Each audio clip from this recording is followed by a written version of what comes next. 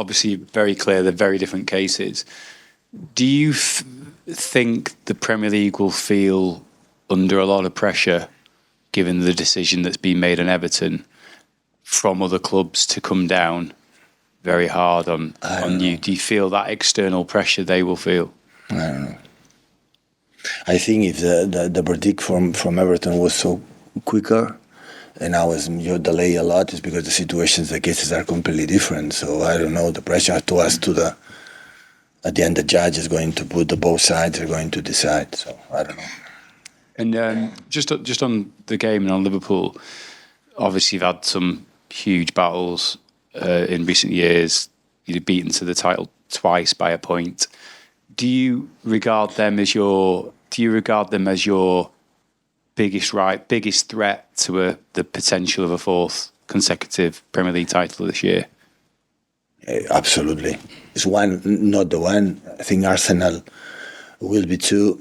I see him so solid. Spurs, even the two defeats they had lately, the feeling when I see the way he's playing is one game a week. I think we'll be there, and Chelsea start to recover again, one game a week. I think the 4 or 5 contenders now are there. So I don't know, at the end Newcastle will join this 4 or 5 up front. I don't know, United will join us. But many things can happen. Many things can happen. It tends to always, if you haven't won it by a great distance, or Liverpool, it's tended to be 2 at the most, though. And Liverpool have won it. They've pushed you very close before. Does that not give them a significant advantage over the others that have not really been able to? I mean, Arsenal sort of fell away. What I learned since I arrived here, I was more anxious in the first seasons, or the first, second, third, in November, December.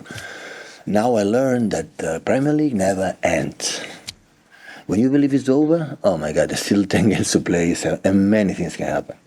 So now it's just to, relax, because if you relax, you can be relegated for many points behind the top of the league. But it just is so long, the Premier League. It's many things is going to happen, many things. If you ask me the question in March and April, I would say, yeah.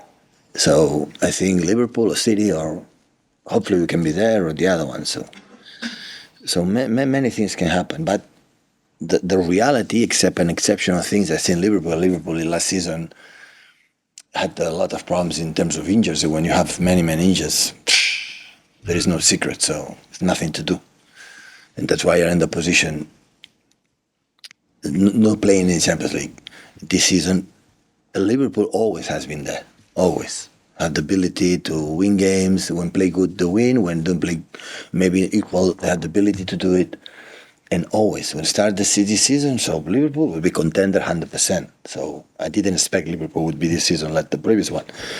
So, and the proof for the fact that always, both teams, always in 7-8 years have been there. And why should not rely on both teams? Yeah, of course. But we have to win it on the field, and tomorrow with our people, we are going to perform well. Hello, Pep. What did you think when Haaland got that knock in that private match, and he even came onto the pitch again after getting that knock? It's football. If he knock in the game back again, it's because he feels good. I don't have problems when the players play in the national teams and they want to do their best. I want to play their best, so it's not a problem at all. Were you worried at all that adding another player to the injury list? No.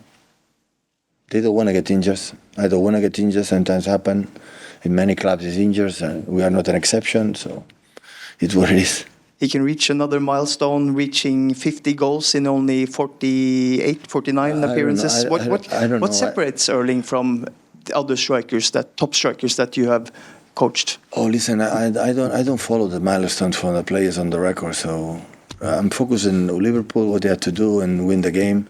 And if he break it, it's perfect for him. For us, it's good, but I'm not thinking I'm going to prepare the game to Erling break another record or score more goals. So he won it, and we're happy on that. Hi, Pep. You've talked before about the fundamentals of your teams being the same each season. How does this team in this season differ from your previous versions of City? What are you trying to get them to do this year that is different to previous years? Oh, it's quite similar. The fundamentals are the same. Depends on build-up, and the fundamentals are the same completely. But last season we play mainly the important part of the season with Rodri, John, Gundo and Kevin, and this season we have just one player. So the basis is the midfield, the 4 players, now you just play one, so you change a little bit. There is some players that need to adjust something, like these 4, they win it blindly, you know? They know exactly what they have to do. They don't need to talk to me. They don't need to be there. All of them, the 4 names I said to you, is 7 years together, 8 years together. So now 3 of them are not involved, and of course the new ones have to adjust and know live with each other. But that's why I'm really surprised for these situations. But always I believe the core of the team always is in the middle. I had the feeling that the surprise being the position that we have, especially in Champions League and the Premier League. So far we have been better than the other ones today. Now sitting at 1:45 p.m. and Friday before the clash around Liverpool. But just today, we'll see what happens in the future. There's been data recently that shows teams don't take as many shots from distance and corners don't go into the box as much. A lot of that's been put down to your influence on the game and kind of how you have your team set up to play. Do you agree with that? Is that something that you think, and do you tell players not to shoot from range because the chances of scoring are quite low? I said to Rodri to score, to shoot and score, yeah. I was pushing. Yeah. No, their decision of final third, when the ball is there, they're not stupid. So there's a ball there in front of the goal, say, no, shoot, no. It's to happen that. Of course I have to shoot. It's, of course, the quality of the players that we have. We don't have Kevin, for example, now. They can do it. Or there are Gundo. It was a good runner, some there in that position. So different type. When Phil pour more inside and dribble his opponent, he shoots. Julian is a player can do it. So I said many times, you overestimate, you give a lot of credit to the managers, what we do with the teams, you know? So it belongs to them. And 99% of the decisions belongs to them, not to us. We don't pass one ball. So have an idea to me what you have to do, but at the end, decisions is for them. Guys, I've got a long list, so I can keep it to one just so I can get through as many of you as I can. Simon?